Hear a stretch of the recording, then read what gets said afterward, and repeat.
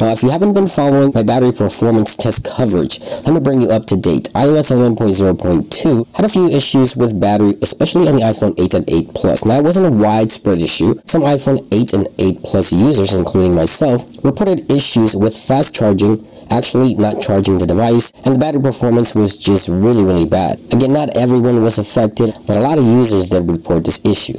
Now, on the iPhone 7 Plus and any other device on iOS 11.0.2, they didn't show that issue. So today I'm going to compare the battery on these two devices, the 8 Plus and the 7 Plus. So here is the time lapse from last week.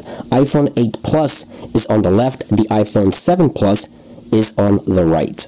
Now, the battery on the iPhone 7 Plus died at 6 hours and 32 minutes on iOS 11.0.2. The battery on the iPhone 8 Plus died at 4 hours and 28 minutes. It was terrible.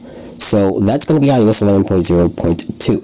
Now, this week's iOS 11.0.3, I want you to take a look at the time lapse. Now, the iPhone 8 Plus this time around is on the right. I accidentally placed it on the wrong side. The iPhone 7 Plus is going to be on the left.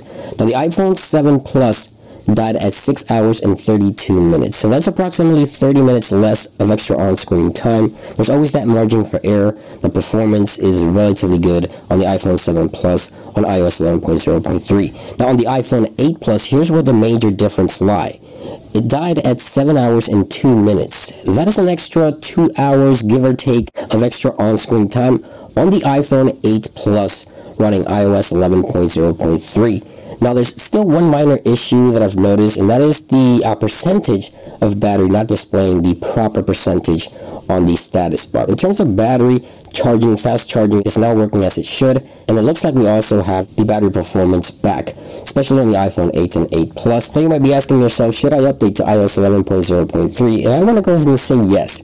Even though 30 minutes less of extra on-screen time on the iPhone 7 and 7 Plus, there's still that margin for error. Even though I do put the brightness of the display exactly the same, all settings are the same on both devices, on both tests, it looks like the performance is good in iOS 11.0.3. I haven't noticed anything drastic that would tell me otherwise to stay away. So finally, it looks like Apple is on the right path. And there you guys have